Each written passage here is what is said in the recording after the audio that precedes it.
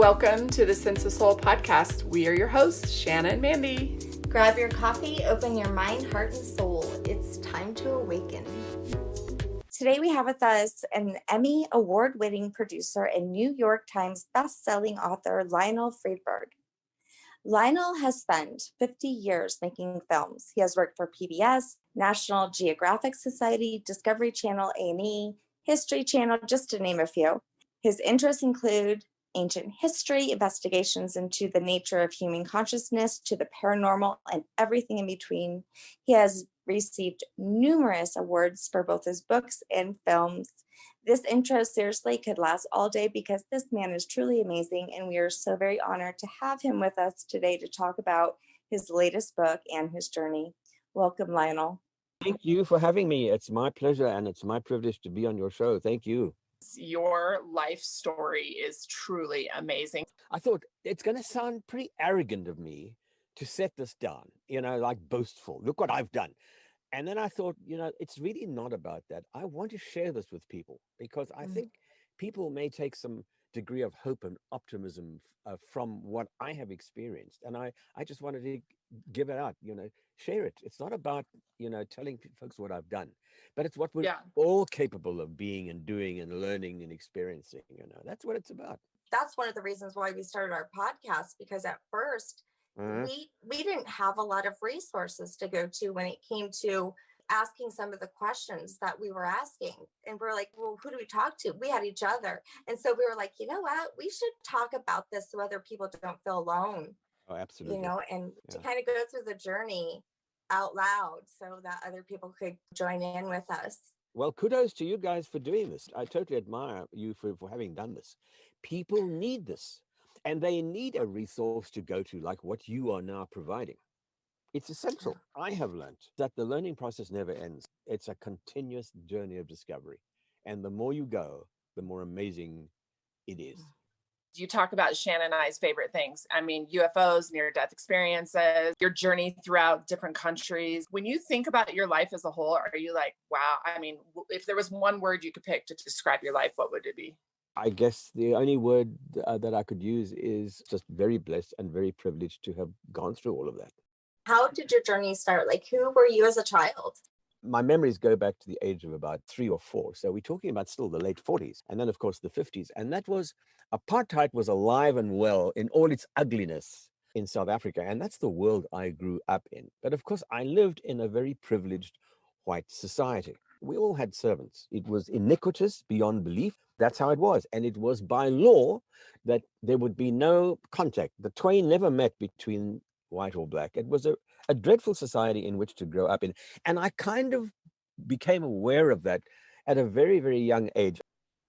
When I was about 5 or 6 years old, one of my nannies said to me one day, I think it was a day off, and at that time we were living in a small town just to the east of Johannesburg. She said to me, I'm going to visit a friend this afternoon. You want to come with me? And so we walked down the road, and another house, and was another domestic servant, a black lady, who lived also as our servant did in a little tiny room at the back of the yard, in the backyard, minuscule size, with nothing more than a little cold shower and a tiny little toilet. When we got there, there were a couple of people waiting outside her friend's room. The door was closed.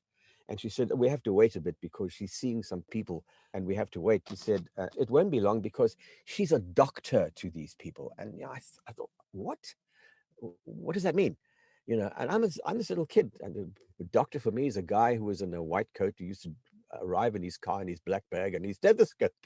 What do you mean? When these two people ahead of us went into her room, they both came out carrying little satchels, little brown paper bags, carrying something. Didn't know what that was all about. And eventually we went inside this room, and this was my first exposure to the magic of the African healing system. The paradigm of healing in Africa is extraordinary because it's all done by communicating with the ancestors. That's how they work, these healers. Whether it's to diagnose a disease or tell about a future event or find out about where somebody has lost something or, prescription for some kind of medicine, they do all of that. And so they go by the name of Sangoma. I think it's originally a Zulu word, and the word is healer. That's what it means. So it turns out that this little woman who was a servant in this house had been trained as a sangoma, and she saw other people in the area in order to prescribe little medicines, because in her tiny room, on little shelves around the room, were lots of little bottles and jars and containers with herbs and sticks and, little pebbles and stuff. I had no idea what half of them were. Animal skins, all kinds of strange smells. So my nanny said to her, "Why don't you tell him what you do?" And she said, "Yeah." And on this mat was an animal skin bag. And she picked it up and she shook it like this. And she said, "Inside here are the bones." Like 6 years old. And I'm saying, "What do you mean the bones?" And she said, "Oh, there are lots of bones here from all kinds of animals. And these little bones all fell out." Now, I'm not talking about big bones. These are little tiny bones, knuckle bones and, small bones from various animals. Now, every Sangoma has a requirement because they are taught by someone, an older person who is ordained in the system. And it takes years to learn the craft. They have to have a lion bone, a hyena bone, I think a bone from a crocodile, and each one means and signifies something. But then as all of these people practice their craft, they can add their own little bits and pieces to it, whatever speaks to them or whatever allows them to make contact with their ancestral spirits, which are the guides who tell them what to do and say and see and prescribe. That's how it works. What she does, she pours them on the mat, and she said, "And I can understand what they tell me." Where the bones fell in a pattern apparently spoke to her, And I'm totally intrigued. This sounds like, like mythology. Incredible. Imagine a child being told this stuff. That was the beginning of my first introduction. That was the beginning of my first introduction to the mystique and the mysteries of medicine in Africa, which now has become pretty profound and intense, because since then I have experienced the most extraordinary things with these shamans, these healers in Africa. It has been an amazing experience, but that was the beginning of it. Now I'm going to jump ahead a little bit to tell you how this eventually went. I completed my education, finished high school, and the year is now 1960. And my parents, I was an only child. The apartheid system was really pretty tough. And my father, he thought the apartheid system was absolutely dreadful. He said, we can't live under this anymore. He eventually took a job running a store in a country called Northern Rhodesia, which was way to the north, 2 countries away. Up there was Southern Rhodesia, named after Cecil Rhodes, the great land grabber, in order to increase the size of the British Empire. And then beyond Southern Rhodesia is today Zimbabwe.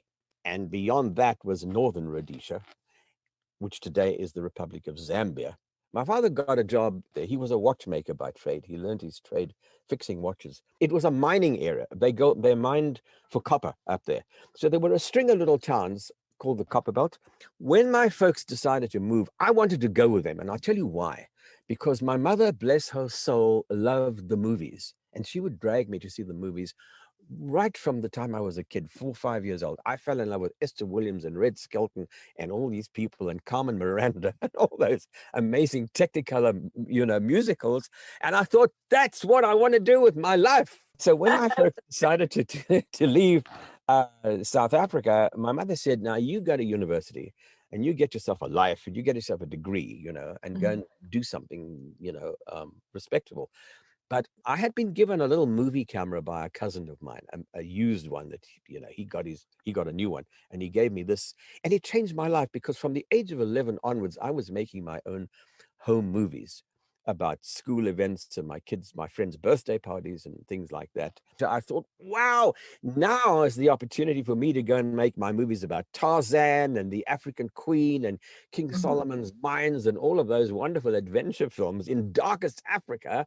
That's what I could do, I mean, what did I was a teenager, straight out of school. The audacity of even thinking that. So anyway, so I went up there with them. And when I arrived, I looked around and I thought, oh my, what is, where am I? I am in the middle of the African bush. There was a sea of forests from horizon to horizon, and copper mining towns. Nothing else. What am I going to do here? I was horrified. And I thought, well, maybe I really should go back to South Africa. But then a miracle happened. Manna came from heaven. Somebody was listening to me because one day in the local newspaper, they were advertising for staff for a new television station that they were going to open up. Now, there was no television in that part of the world, not even in South Africa at that point. Oh, really? Oh, We yeah. had no. By the way, South Africa didn't get television until 1976, would you believe? Holy shit, that's when we were born. And let me tell you why. The reason why it took so long before South Africa got television, because under the apartheid regime, the white government, heaven forbid that the black community should see how the rest of the world was living. Oh, wow. And Yeah. so they were denied the opportunity of being able to, so, I mean, for example, the landing on the moon, we didn't see that live. The rest of the world did. But I used to go to the American embassy. They used to get footage that during the Apollo program, and I used to go there to watch the movies about Apollo 11. So I saw Neil Armstrong walk on the surface of the moon 3 days after it happened. You have a picture with him. And I eventually got to work with the guy. Yeah, I mean, that's how amazing it is. Great. I love it. What a dream. No big deal. No big deal Yeah. at all. So I see this ad and I thought, I got to get a job at the station. I will pay them to employ me. They were still building the station. Now, this was the first television station in Central Africa. Amazing. And I got a job. I got an interview, and they hired me. The main staff all came from the UK. All of them. The producers, the engineers, came from abroad. But there were people, drivers and people to look after the props department, whatever else that they were hiring locally.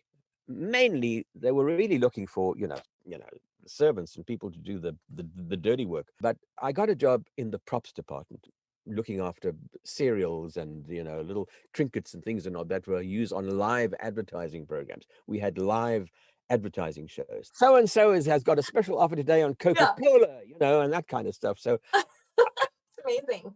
I was taking care of the props, but after 6 months of that, I said to the manager, I said, you've got to put me behind one of these cameras or I'm out of here. They liked me. They liked what I did. They allowed me to get behind one of the cameras. And he said, yeah, that's not bad. I'd been shooting movies for a long, long time. I knew how to compose pictures and I knew how to get them quickly. So I was good at what I did. And my life was amazing. It was incredible. So this was going on for 3 years and I was having a ball because in the mornings we had live broadcasts, educational broadcasts to local schools for black children where there was a shortage of teachers in the vernacular languages. And in the afternoon, we had live programs of black culture for tribal people living in the area. Wow. So we used to have truckloads of people arriving with musicians dancing and drumming, wearing their traditional tribal costumes. It was extraordinary. And at night, we would have I Love Lucy and Leave It to Beaver and Bonanza and all of that for the white community. So I was living in the surreal world in this television station. It was a gas. I tell you, it was absolutely amazing. And then one day, it was the tail end of colonialism. Britain was giving away all its colonies. And Northern Rhodesia was one of them that was going to become independent. And so Northern Rhodesia was in the process of transitioning from Northern Rhodesia to a black, independently ruled black republic, the Republic of Zambia. When that happened, the new government decided that the white staff working on the television station had to go. It was time to put local people in those positions, which is totally understandable. So one day we all got pink slips. You got to leave, got to get out of the station. You have 6 months. You will train a local person to take over your job. And then thank you very much for what you've done, but out of here because your job is going to be Zambianized by a local person. We didn't argue with it, and none of us, because we understood that this was inevitable, and it was fine with all of us. I mean, the country had now become independent. Give these people the opportunity to run their own show, Wow. But the big dilemma for me was, what am I going to do? Now, of course, what I really wanted to do was to end up in Hollywood and make movies in Hollywood. And here I'm stuck in the middle of Africa. How do you do them?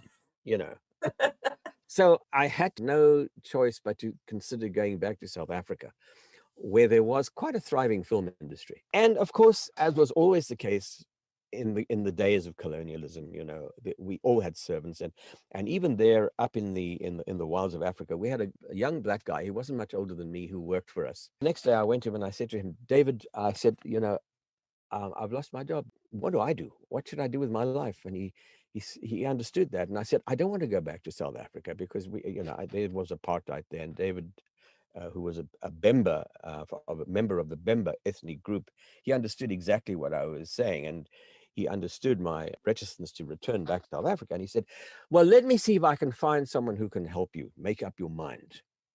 And then, a couple of days goes by, and eventually he says to me, I found someone, and on Thursday, or whatever day it was, I will take you to a person who will tell you what to do. In my little sick VW Beetle on this dirt road to the outskirts of a town called Ndola, which sits in the middle of the bush. And there's a little settlement out there in the bush. And on the edge of the settlement was a single house. Then David said, this is the place, park here, which we did. And he went and knocked at the door. And the door was opened by this little shriveled up, ancient old woman. It was a hot day, but she had a blanket over her and she wore a trench coat. And the interesting thing about her is that she was an albino. She had more of a white hue to her skin than black. Often those people are despised by the tribes. And in fact, there are parts of Africa where if you're born an albino, you're regarded as a freak. But often those people are respected because similar things used to happen with many of the tribes here in North America. If you had a problem like that, or for example, if you had homosexual tendencies in the tribe, I don't know if you've ever seen Little Big Man with Dustin Hoffman. You should see that. If you haven't seen that movie, you've got to see that movie. It's amazing because there's a guy who's a member of this Indian tribe, and he's gay. And the old man, the chief of the tribe, says, yeah, he is selected by the Great Spirit to teach us. So if you're not normal, it's often regarded as being that you're special. You're selected for a particular task. And the minute I walked inside that room, I flashed back to my childhood, because on the walls were all these shells and all these containers and all these bottles and little things containing twigs and herbs and whatever else. And on the floor was a grass mat, and on the grass mat was an animal skin bag. And I knew, they used to use derogatory terms of witch doctor and, all that stuff, as though they were, to be despised. Very, very derogatory and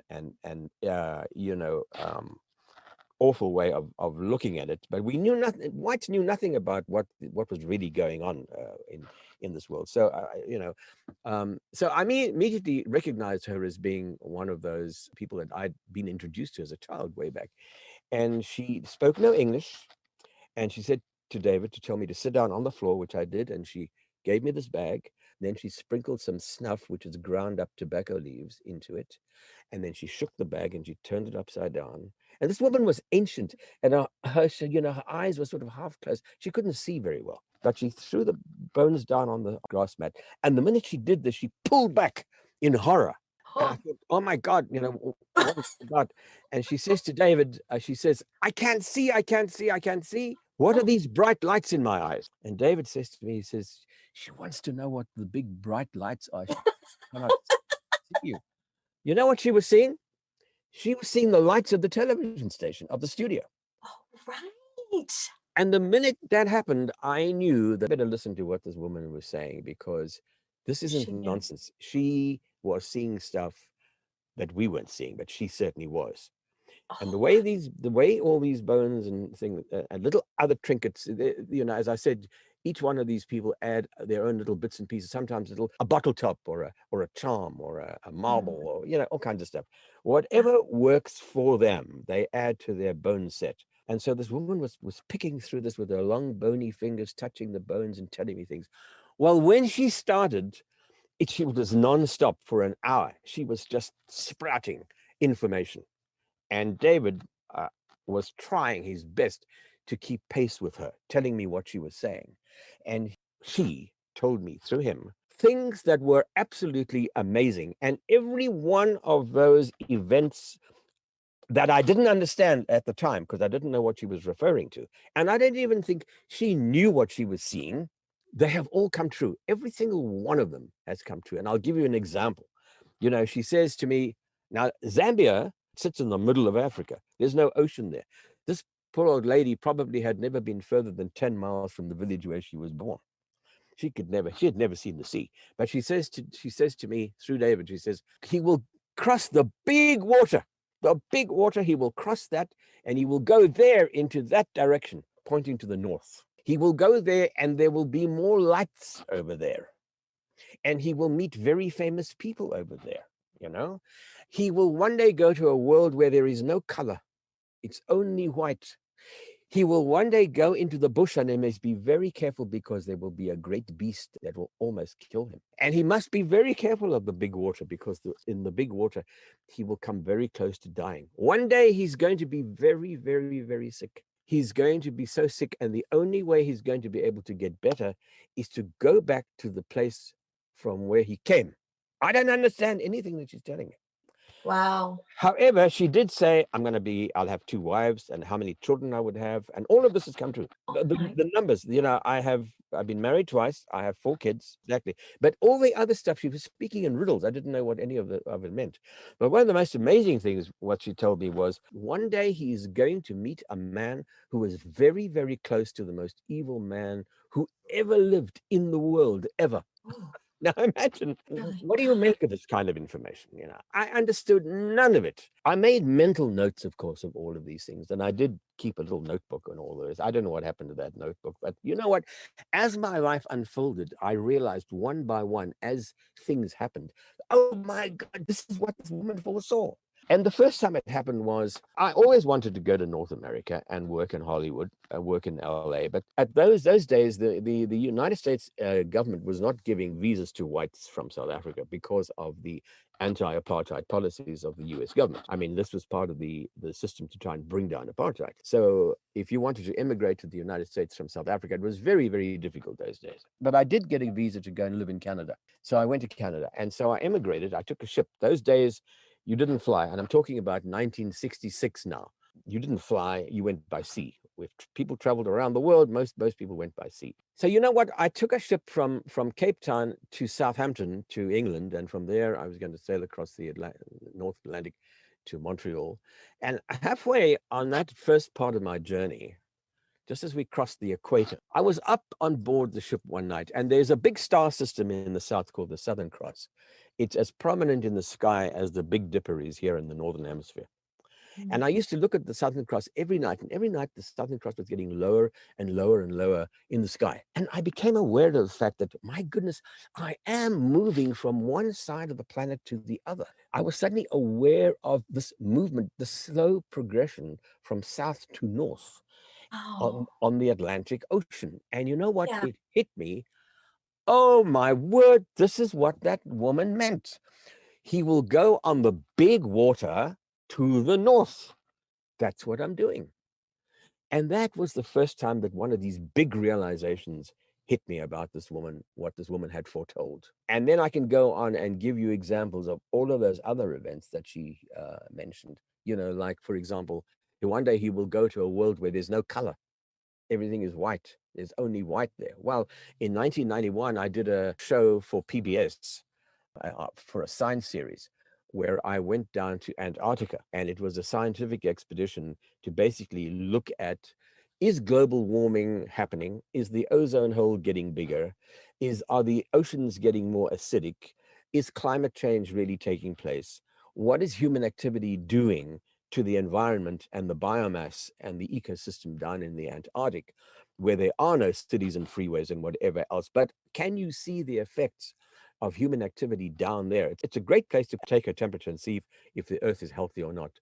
The Antarctic is a wonderful place to do scientific research about the health of the planet, because you can see the impact immediately about human activity. CO2 going up, acidity in the ocean, on and on and on. Anyway, It was Christmas 1991, and I'm doing this show down there for PBS. It's Christmas Day, and the captain decides to stop the ship so that people can celebrate and have a good time. We're on an icebreaker. It's a research ship full of scientists, and everybody's partying away. And, you know, I keep copious notes of everything. Some people have asked me, how do you get such detail into your writing? Well, because I keep notes of everything and I throw nothing away. My life and this office is surrounded by notebooks that I have been keeping throughout the years. So I was up on the deck. Now, listen, we're in the southern hemisphere, right? It's Christmas time. It's December. The sun never sets because it's perpetual daylight, because you're so far south. In the southern hemisphere, remember, it's summertime, right? And so you get an hour of like twilight time, but the rest of it is daylight. And it must have been about midnight. And I thought, I'm going to go up on deck. I had a couple of drinks with the guys and the rest of the crew and the scientists and whatever else. And I went up on deck and writing in my notebook. And I looked around me and I said, wow, you couldn't see where the oceans ended and where the sky began, because the sky also was this white, bright light. Wow. And the ocean was bright. And there was a little penguin there. And I was sort of watching this penguin. I was almost communicating with this penguin. And I was writing in my notebook. Again, it hit me, bang. Yeah, right. She saw that. I'm in a world where there's no color. It's all white. Wow. She had foreseen that, and so on and on and on. There were so many incidents like that of what that little old lady had foreseen. The great beast, she said, that great beast. Yes, I love that story. I was hired to cover their safari on film. Now, remember, it's film. There's no video those days. This is 1967. On one particular day, one of the hunters was due to shoot an elephant. They had licenses to shoot all kinds of animals. Now, the reason I took the job wasn't because it was highly paid or that I fancied the idea of doing a film about a safari, but I wanted to know, how did guys get kicks out of shooting wild animals? It made no sense to me at all. I know, yeah, because you're not going to eat that, so why would you? I mean, it doesn't make any sense at all. What is the fun of shooting innocent animals who, in order to stick something up on your wall, a pair of horns? What is the point? So that's why I took the job. And anyway, comes the day when this one particular guy had to shoot his elephant. And the white hunter that we had with us picked out an old bull elephant on the edge of a herd. And he said to the guy, that's the elephant you should aim for. He's an old elephant. He's no longer the head honcho of this group of elephants. You can take him out, but just make sure you get a clean kill. You got to shoot him right here between the eyes to get a clean kill. Oh, yeah. But he was not a very good shot, this guy. To cut a very long story short, I positioned myself with my camera, and it's a heavy camera with film, and I've got another guy, one of the trackers, who's my battery carrier. The camera's powered by a heavy wet cell battery. So I get my shot. I'm behind the white hunter, who's about to shoot this elephant, and he shoots, and he misses. And of course, the herd went absolutely crazy. The herd went wild. They dispersed in every direction except for one single solitary female elephant, a cow. Why? Because she had a baby with her. She had a calf. And she knew that her calf might be in danger. And she looked at this hunter who was in front of me, and she decided to take revenge on him. Mm-hmm. And she started to charge. She was as angry as can be. She wanted to kill this guy because her baby was in danger. And she started. Oh God, I'm just thinking about the movie Dumbo and the mommy. I am behind the hunter, and he gets terrified, and he shoots again, misses, and runs out of shot. And so it's just me now. And this elephant keeps coming and coming and coming, and the earth is shaking like an earthquake. And my battery charger says, come on, we got to get out of here. And the white hunter behind me says, run. Well, I was frozen to the spot. I couldn't move. And then just in the nick of time, I hear bam behind me. The white hunter shot her between the eyes, and she collapsed in front of me, 6 feet away from me. And she tumbled onto her front forelegs folded, and she fell on her side. And slowly her eyes glazed over, and she died. And I'll tell you something really interesting. Her soul and mine communicated at that very moment. And you know what? That spirit of that elephant has never left me. Time and time again, when I've had my bones read by sangomas, decades after this event happened, they've always said to me, what is this elephant in your bones? What is this elephant that is around you? And Ndlovu is the Zulu word for elephant. What is this Ndlovu you've got with you? Can you believe that? Because I know that she and I have been united ever since that day. And it may sound like, that's ooga booga stuff. But it's true. It does not. She has been with me ever since, and she's been protecting me. And I know that. That night after this awful event, we're back at base camp and the martinis are flowing, and I take my drink and I go and sit in the corner because it was pretty shocking because I could have been killed that day. Traumatized a little bit. And I suddenly realized, oh my God, this is what she saw. This old woman. Beware of the big beast in the bush. It may kill you. That's what she saw. Extraordinary. I have to ask, because I'm such an empath, I'm over here like wanting to cry, but what happened to her baby? Now, her baby presumably was adopted by some of the other females. Okay. Elephants are social creatures. They're extraordinary creatures. If you look into an elephant's eye, you are seeing back into some kind of antiquity and depth of wisdom and compassion that I think you probably would have the same experience by looking into the eye of a whale. There are other beings who share our world with us who are quite extraordinary. You know what I just thought of, Lionel, that I don't think I've thought of too much. But Yeah. just like we have our ancestry within us, generations after generations, and all they have been through making us who we are today, and that's still living energy within us, animals do as well. 100%. And just thinking my dog, yes, and how sometimes he just looks through my soul. And I always know that he's so much more than just this dog in this life. Absolutely. I've been pondering on this quote that I found this week, and it really struck me hard, and I've posted it quite a few times on our page. It's by Hubert Reeves. His quote was, "Man is the most insane species. He worships an invisible God and destroys a visible nature, unaware that this nature he's destroying is this God he's worshiping." So true. So profound. So profound. That is so profound. And us city folks, it's such a shame and such a tragedy that we are so disconnected from nature today. Yes. Particularly kids growing up in city areas, they have no concept about the natural world. Let's go and walk in the forest, go and camp in the wilderness, go and reconnect with nature. That's the essence of all things. Kids don't have that opportunity. And I wish there was more of a program in the educational system that included that, right? That it was part of the curriculum. I agree. Yeah. That you had to learn that. You had to connect with that. Yeah. It's funny that you say that, because now I think about as an adult and as I awaken and I'm able to experience like presence, I don't want to be inside when I'm practicing presence and mindfulness. I want to be outside experiencing, even just in my city backyard, air, wind, the trees, the birds, everything about it. Because why would I just want to be present with the television, with my phone, with technologies, when you have, this beautiful art of God in the earth and Absolutely. nature. Yeah. It's a great shame. I call it the great disconnect. We've also lost our contact with other beings. We think of ourselves as being,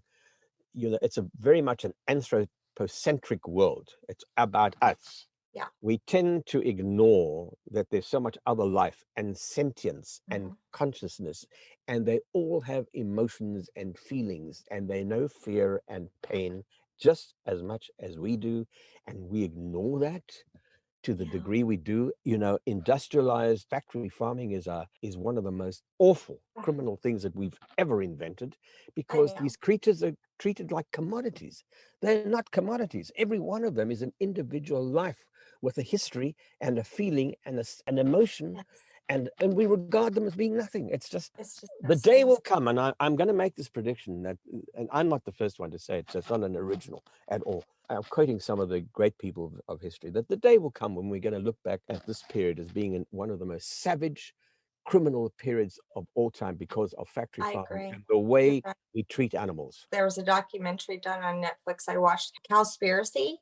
Yes. And so listeners, if you haven't watched it, check it out, but just know that you might not ever want to eat meat again, which is a wonderful thing. But I also thought about what you said, triggered me to think about also when I'm outside and I am present. One of the other things that I tend to do is I look up at the sky and I always see things. And so I always say to people, why is it always just me that sees these things, right? And kind of where I wanted to ask you some questions about some of the things that you've wrote about UFOs. Yes. And because sometimes even if it's just curiosity, not seeing things, but just looking up and thinking, wow, there's more than just this. There's got to be. And how you saw the stars change their direction. I notice here in Louisiana from Colorado, the moon looks so different. Of course. Yeah. Yes. Yeah. Oh, absolutely. I wanted to add to that really fast, Shanna, because what you described, a lot of people have to make a choice to be present, to feel that oneness that you feel. And it was interesting, Lionel, and I'm mentioning this because you've studied near-death experiences, but it wasn't a choice for me. When I came back from my death, it was like, bam, it was like I felt, without even making that choice to go out and be present, it was like I couldn't escape that oneness I was feeling with trees and the air and the wind and nature. Yes. And so that was the life-changing part of it for me. Yeah. Yeah. Now I respect that enormously for coming to that realization.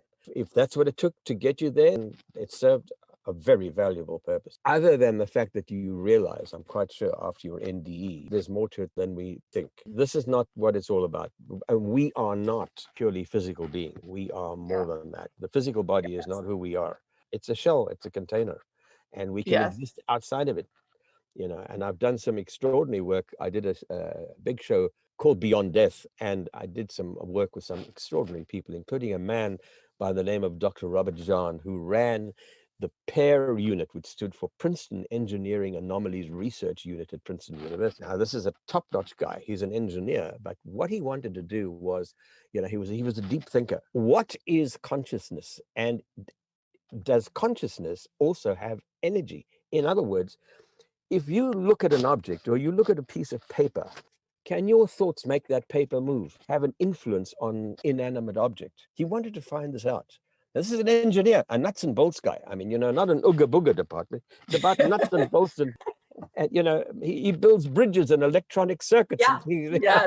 And so he had this extraordinary unit at Princeton University buried underneath the engineering block, because at Princeton, Ivy League, you don't want to give away the fact that you're doing experiments into what is consciousness.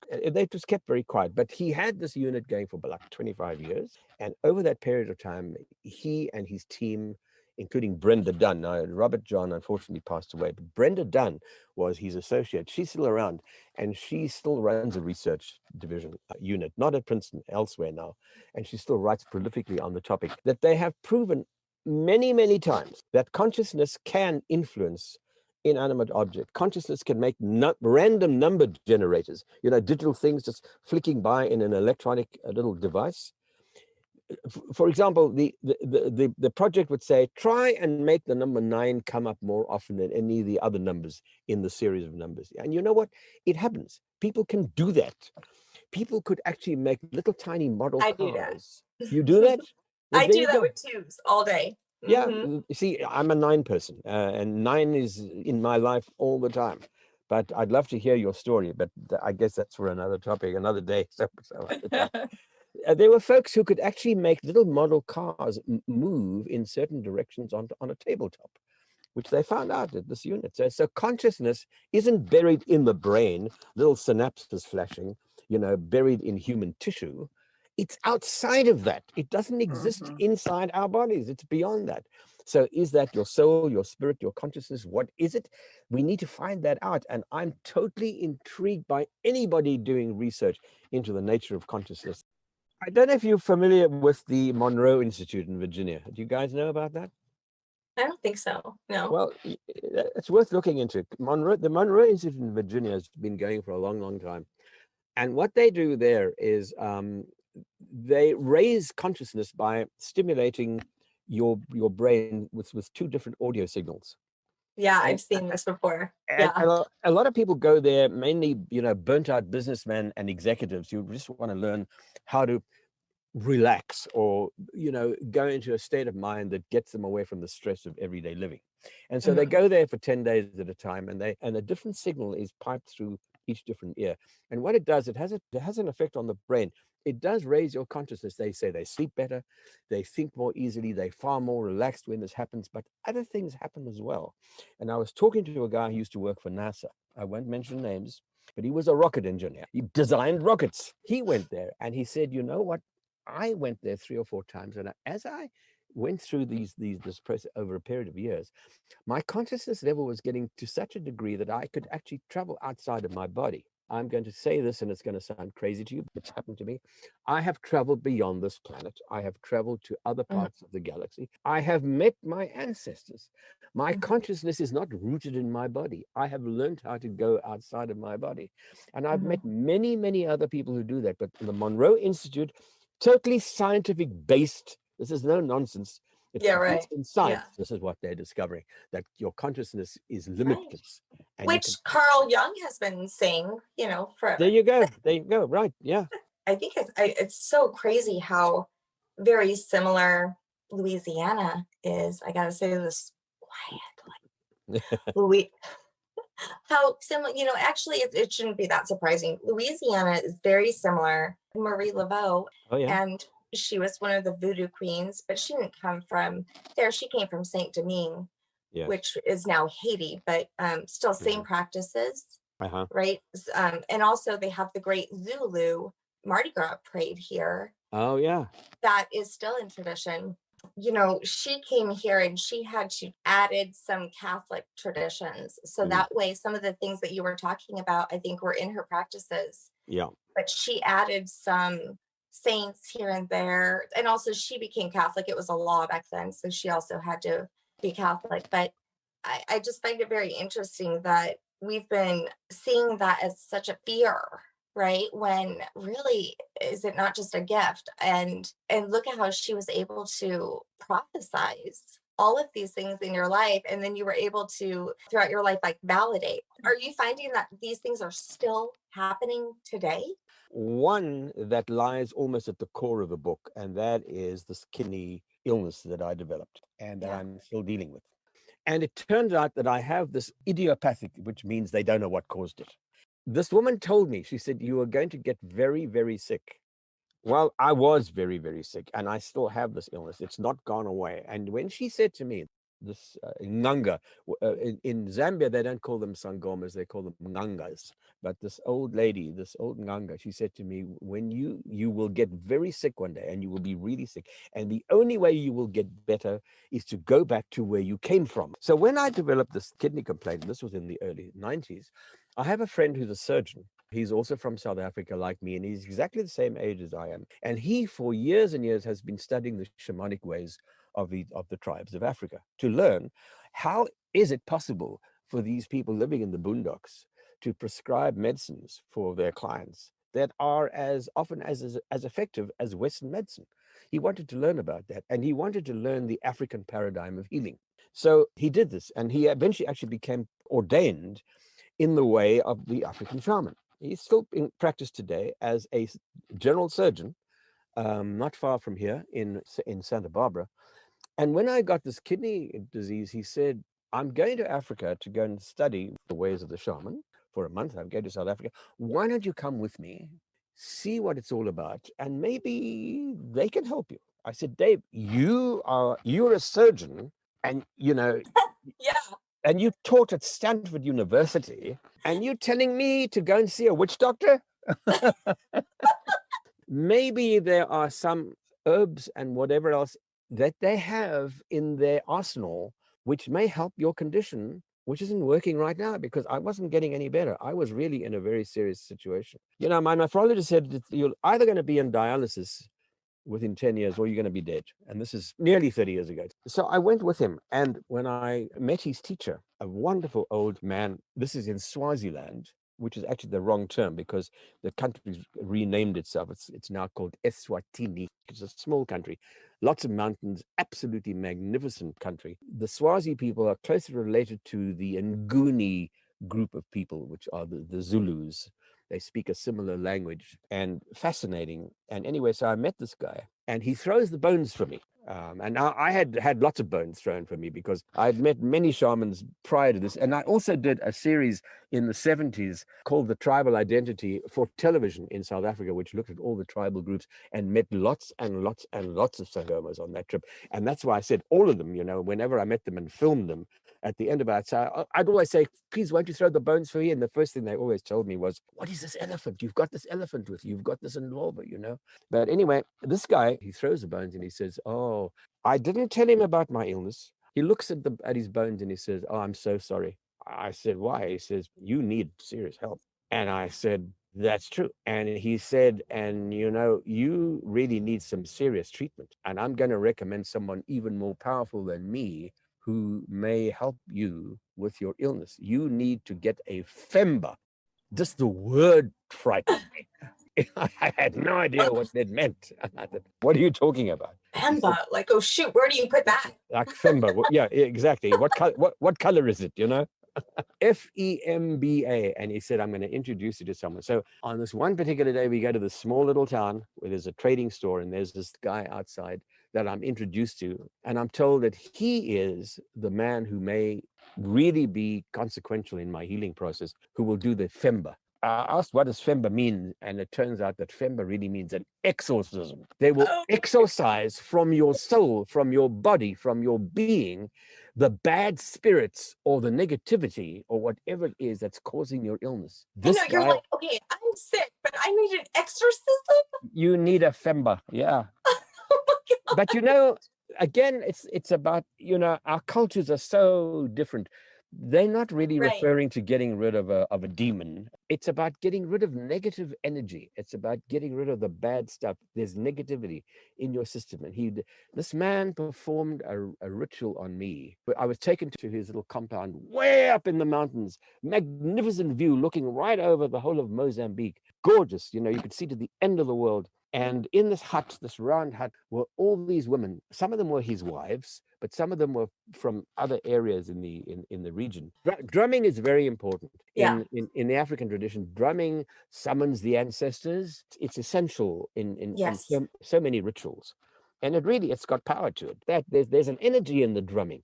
You know, it's the drumming is a simulation really of the heart. It's boom, boom, boom. The drumming resonates with that essence. Anyway, so all of these women are drumming away. You know, some of them with little babies on their strapped to their backs.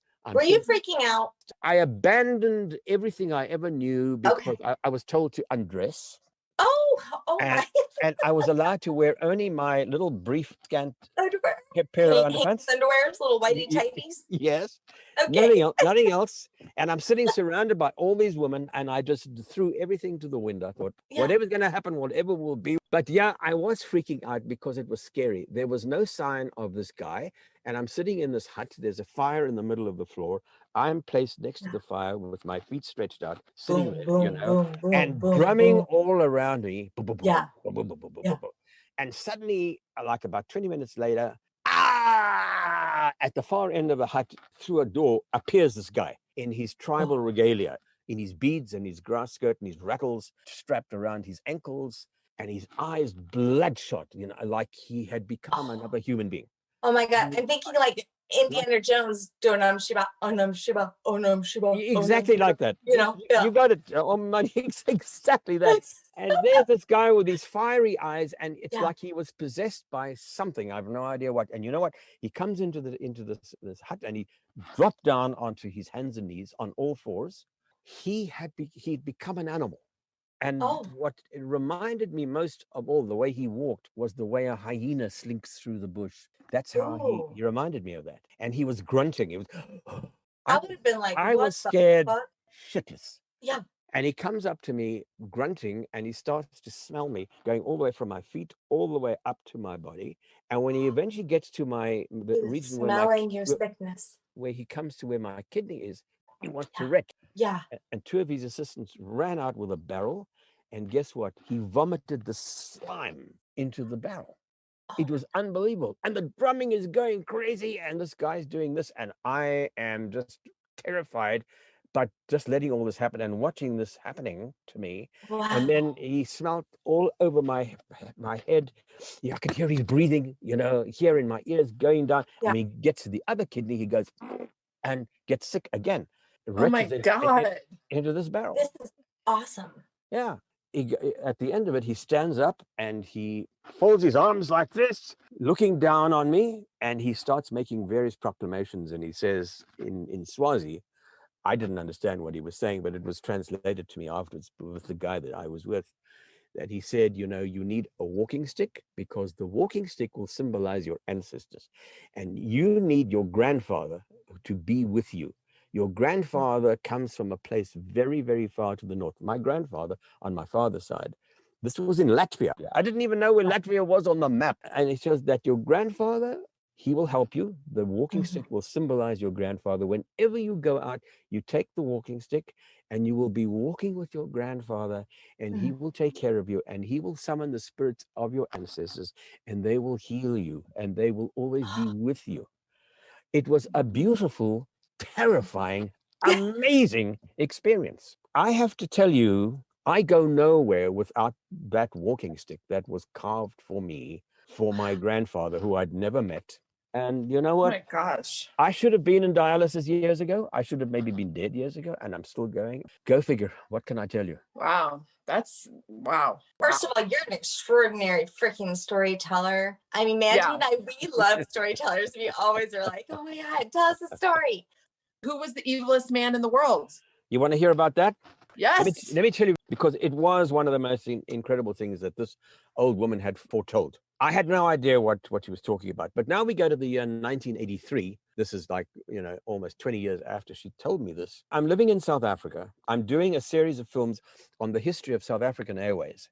Now, South African Airways was one of the really a very, very fine airline. And it was formed in 1929. It was a private airline. So in 1934, the plan was to expand the airline from being a little regional airline just flying around South Africa and going to places like Kenya and going to West Africa and eventually even maybe flying abroad. But, you know, this was the early days of the airline's evolution. So they ordered 3 brand new airliners from a company in Germany called the Junkers Aircraft Factory.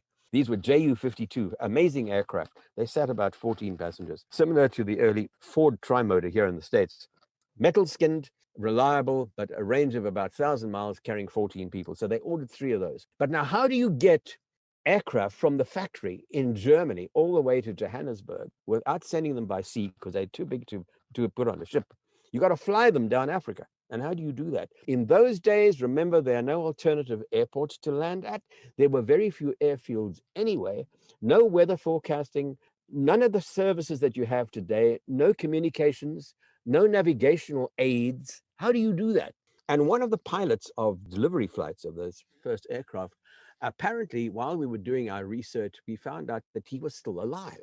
And I said, we got to find this guy and we've got to put him in the movie. We've got to put him in the documentary. I want to interview him. So it turns out that he was retired. He was in his late 80s, almost 90 years old, retired in a little village near Munich in Bavaria in Germany. And not only that, but he was an amateur cinematographer and he photographed that trip. And I thought, oh, where's the film? And we found out that he had given his film to a lab in Frankfurt. So I thought, we got to go there. We've got to copy part of that film. We've got to put it in the documentary and we've got to interview him. So the German government were very helpful in facilitating us meeting this guy. We traveled all the way from Frankfurt on the Autobahn down to Munich to go to this town called Ammersee near München in Bavaria. It's a picture book place, beautiful gardens, you know, immaculate, and this little tiny house, and this is where this guy lives. And the night before we do the interview, we're in a hotel nearby. Now, we've got a guy from the German government, from the Foreign Office, who was facilitating all of this, and he was going to be my translator because apparently this pilot spoke no English. He only spoke German. We're at the hotel that night before we interviewed this man. His name was Hans Baur, B-A-U-R. And the guy from the Foreign Office, the government, at about midnight, we'd had a lot of wine to drink, public relations people there, stills photographers, my crew. And he says to me, he said about midnight, he says, well, you know, what do you really know about his history? I said, well, I don't know. All I want to know in this interview is about that delivery flight. He says, yeah, but what do you know about his background? I'm not sure what he's asking me. And, you know, I said, well, I don't know. I guess, you know, he must have, why? And so he said, I do not want you to ask about anything about the war. So I said, no, why would I want to ask about the war? He must have been a pilot during the war. If he flew this delivery flight in the early 30s, he must have been a fighter pilot with the Luftwaffe. You know, big deal. I don't. Yeah. So that's so what? And he says, okay, as long as you don't discuss the war, because he has a war injury, and you're not to discuss the war. Fine. I said, that's okay. Fine by me. Anyway, we have some more wine. And the night goes on. At about 1 o'clock in the morning, he's getting a little edgy. And he says Oh to yeah. me, you promise you're not going to discuss the war? I said, yeah, no, I'm Like, not going to no. discuss the war. And then he says to me, I have to tell you something. He said, do you know that this man was Adolf Hitler's personal pilot? I sobered up instantly. I've interviewed lots of people in my time, but there's not too many opportunities where you come across something like that. It's like interviewing Genghis Khan, you know. Yes. So the next day we meet the guy. We go to his house. His wife was absolutely charming. We eventually meet him. He did have a wound because he had a gummy leg. So he had a stick. He was walking with a cane. He sort of limped, only spoke German, very, very frail, old. Sits down. We, put a lapel mic on his, as we usually do, and connect him to the tape deck, and we put the lights up. And I'm asking the questions, but the German Foreign Office is my translator. We do this interview, and he's great. He tells me this wonderful story about flying all the way down Africa and his adventures and what happened and whatever else. And at the end of it, I said to him in German, I said, Danke schön, das ist fertig, we finished. And he said, he's very relieved it's all over. And he says to his wife, let's have some schnapps, bring on the booze. Now we're going to celebrate. We're going to have a little drink, right? She brings a big silver tray with lots of really good stuff on it. And, he pours a drink and we clink glasses. I try to put out of my mind completely the fact that he was very, very close to Adolf Hitler, because when I shook his hand, I had to dismiss from my mind the fact that, you talk about 6 degrees of separation. That was one handshake degree of separation from Adolf Hitler. How many times had Adolf Hitler shaken that very hand? Oh. But I had no idea the degree of closeness that he had with Adolf Hitler, because at the end of the interview and after we'd had a few drinks, he takes me and he shows me a photograph of him with Adolf Hitler standing in front of one of these airplanes that we've been talking about in the interview. And he says, he says to me in German, this is one of those aircraft. He doesn't mention the other guy in the picture, Adolf Hitler, but he mentioned himself. And then he looks at me and he says, you want to know more about it? And I said, yeah, Peter, please tell me. So he says, come. And he puts me, we go and sit on the couch. He calls his wife. He says, bring the photograph albums. She brings these beautifully leather-bound photograph albums. And in these albums is an entire photographic history of the inner ranks, everybody of the Third Reich. Oh my.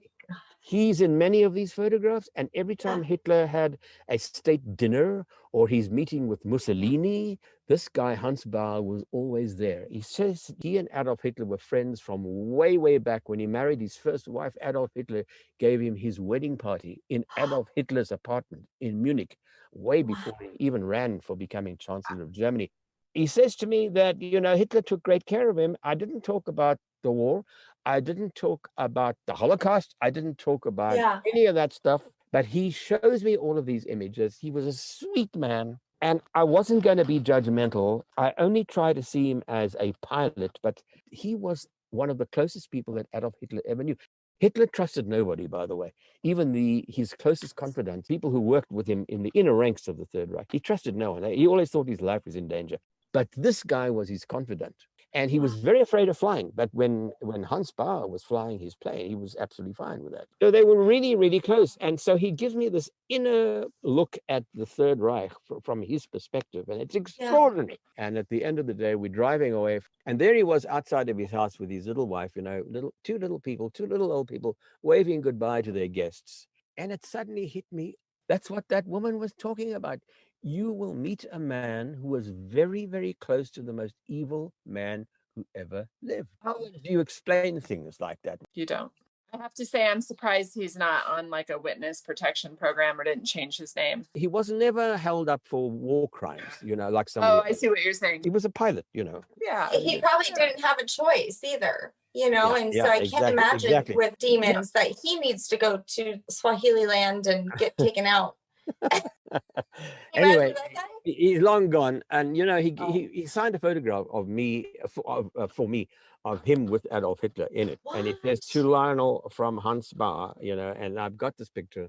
And I mean, when I think about the fact that my father's mother was a victim of the Holocaust, and I look at this photograph and I think, wow, I spent an afternoon with that guy sitting next to this man, and I feel no animosity towards him whatsoever. And I have a very, very good German friend here who helped translate some of the material that I have, which I put into the book about the story. And I've written another book, by the way, since then about the history of aviation, where I tell the story in even greater detail. Has your work led you to these discoveries, or was it your curiosity that led to your work? It's a very good question. And I think that as my career unfolded, I became, what's the line in Alice in Wonderland, Through the Looking Glass? You know, she takes the tablet and she says, oh, things are getting curiouser and curiouser and curiouser. And that's a wonderful. Yeah. Okay. Well, as my career unfolded, I became infinitely more curious all the time. And I started developing this insatiable appetite to always want to know more. Why? And as a documentary filmmaker, one of the things that you learn is that there's never enough to know. If you're going to make the life story of the guy who delivers the mail, or you're going to make the life story of the man who discovered the ozone hole, which I've done, or you make a documentary on the history of the Voyager spacecraft that went from Saturn to, from Jupiter to Saturn to Uranus to Neptune, and you want to get to know those engineers and all of those scientists, you need to know as much as you possibly can about all of them. You need to know whether their grandmother had a corn on their left toe. That's how much you need to know about people before you interview them. It's essential to know all that stuff. So you do develop the sense of curiosity. And the watchword of my faith, which I've tried to communicate to my kids, is find out something new every single day and never stop asking questions, and always be curious to want to know more. And there's always more that lies beyond the horizon. The horizon is not the end. There's something beyond that. And what is it that lies beyond? And as long as we have the sense of curiosity, the human spirit will never fail and will never stop soaring and finding out. And maybe one day we'll become galactic travelers. We will. The day will come when we will get to that point. And it's your sense of curiosity that does that. That's what put Neil Armstrong's footprint on the surface of the moon. That's what allowed us to discover the depths of the Pacific Ocean and what life that lies in, those volcanic vents under the sea. You've got to be interested. You've got to be curious. What is inside the atom? Is there a tinier being? Peeling away the onion skin layers of nature, of society, of people, of professions. It's all about that and getting to know people. But the most important thing, of course, is to do so with a degree of respect. I was for 4 years, 4 seasons, I was supervising writer for a series called Mysteries of the Bible. And I personally wrote a 3-hour special called Who Wrote the Bible? And, you find that as you get into those ancient texts of particularly the Old Testament, the New Testament there's kind of a paper trail that you can follow about who did what and, the Gospels and so on. But the Older Testament's a different story. And when you get to the first 5 books, Genesis, Exodus, Leviticus, Numbers, Deuteronomy, there's a lot of grayness that you don't know where it comes from. Where's the tangible evidence? Where's the record? Where does all this stuff come from? And who wrote what, where, and why? Was it a little guy sitting in the desert writing it all down in a tent, or was there more? Well, science has now proven, and I'm not knocking the Bible and I'm not knocking anybody's religious beliefs, but there are 3 distinct writing styles in the book of Genesis alone. And philologists and language experts and historians can identify not who these people are, but the difference between the style of writing. And this is looking at the original Hebrew texts. You can see the difference. Some parts of Genesis that are contradictory. In one place it says Noah will take into the ark animals 2 by 2. In another place it says 7 by 7. So how come there is this difference?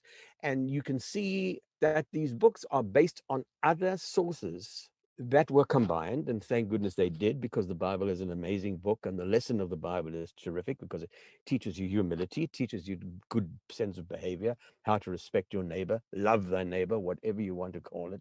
That's its purpose. But the origin of it is really, really interesting. And so when you look at some of those ancient texts, some of them are drawn from more ancient texts, like, for example, Sumerian texts of areas which are Babylon and areas that are now Iraq, clay tablets. There are stories and there are tales in there that match almost word for word some of the things that you find in the Bible, which leads one to ask, well, where does that come from? And who wrote all that down?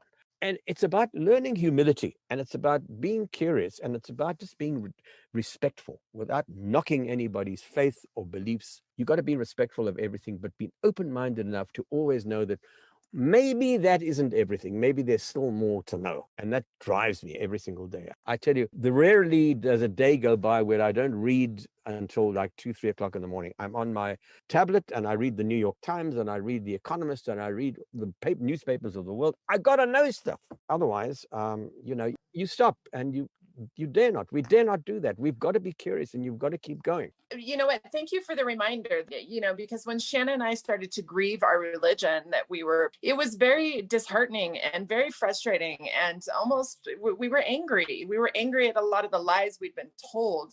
And so when we started to believe our own findings, our own experiences, our lives shifted. But I love that you reminded us that doesn't mean that we should disrespect it or be angry at it. We should just honor it for what it is and keep being curious. Precisely. Absolutely correct. You've nailed it. Don't knock it. It had its role, it had its place, and for many people it still does, and respect that, but don't stop asking questions, because maybe there's more to know. And also the other thing is that connecting without any question, there is a superior being. There is no question. Now, is it an energy? It's certainly not some old guy sitting on a cloud looking down at us, that's for sure. But there is a superior intelligence that runs or has somehow behind this amazing universe in which we live.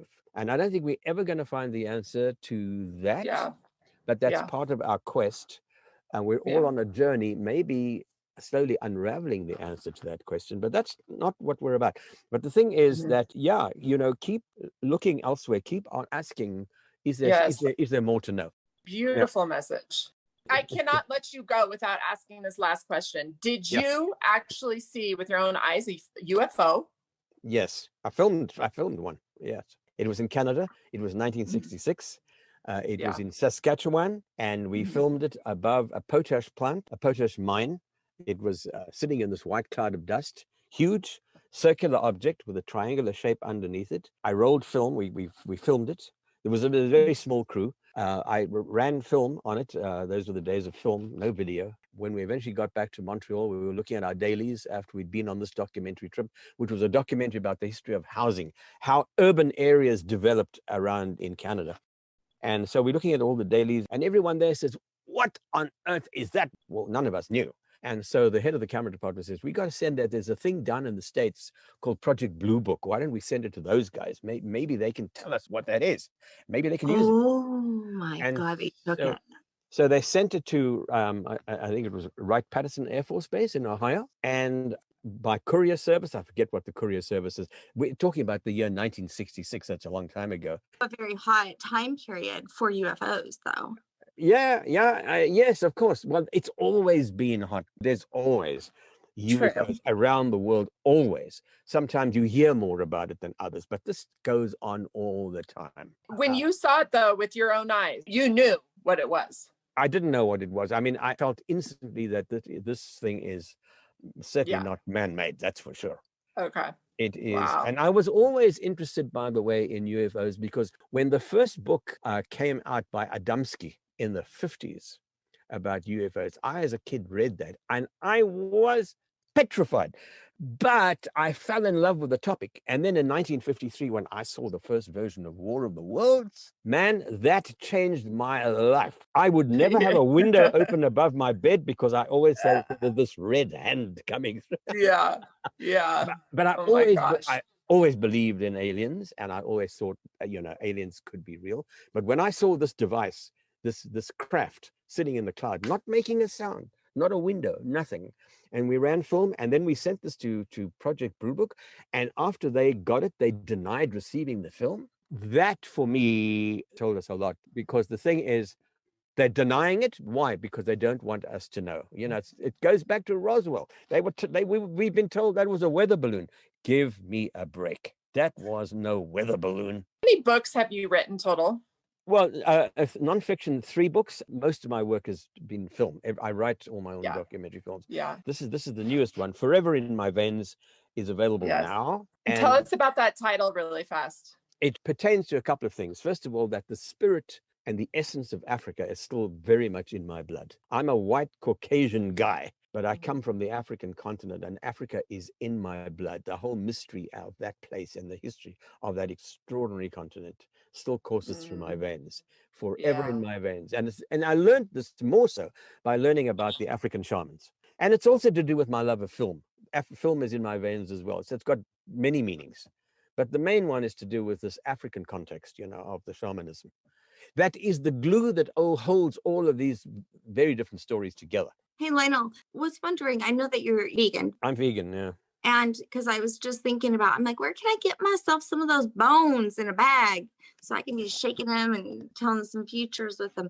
But I don't think I'd want to do that unless that I knew that the bones were, I don't know, from deceased animals. I can't get them from Amazon, like Amazon online, not Amazon Jungle, but you're great. I tell you something, in the gift stores at the airports in South Africa, at the gift store, they sell little bags of bones, but of course it's nonsense. I mean, they probably did one or two little chicken bones in a little plastic bag, and they say, I want vegan ones though. Yeah. Are you vegan, by the way? No, I'm not, but it just doesn't make me. I mean, I would be if I could, but I've got a hunter for a partner. Yeah. And I like gumbo too much. Those bones are pretty difficult to come by, and the only way you're going to get them is to study at the foot of a master who knows. And slowly you accumulate these bone sets over a period. Right. Of time. So, but I mean, I like to drum, so I do have a drum, but I love how Remo has a drum, and the drum is a vegan drum, but it sounds like the animal skin, and it's synthetic. It's been made to resemble that. Drumming is a fantastic thing, but you know what? Just listen to nature. Listen to the sound of water dripping. Listen to the wind.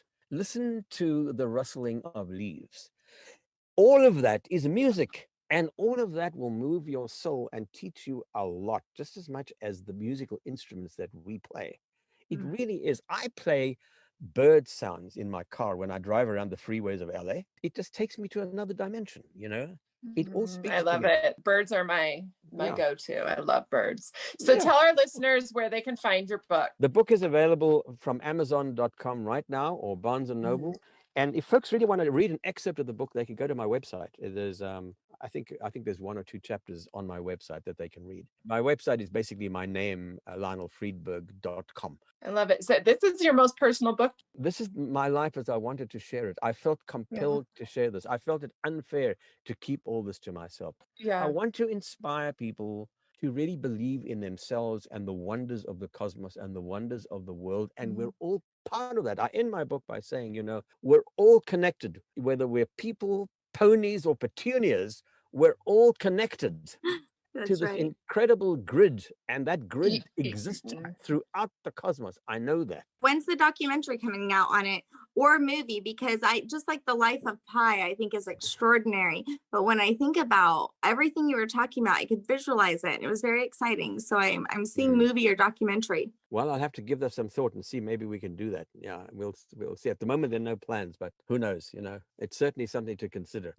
You guys have been great. You really have. It's been wonderful meeting you and speaking with you.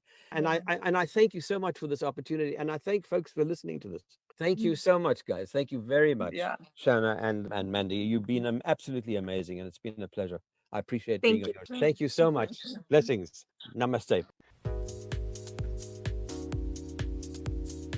Thanks for being with us today. We hope you will come back next week. If you like what you hear, don't forget to rate, like, and subscribe. Thank you. We rise to lift you up. Thanks for listening.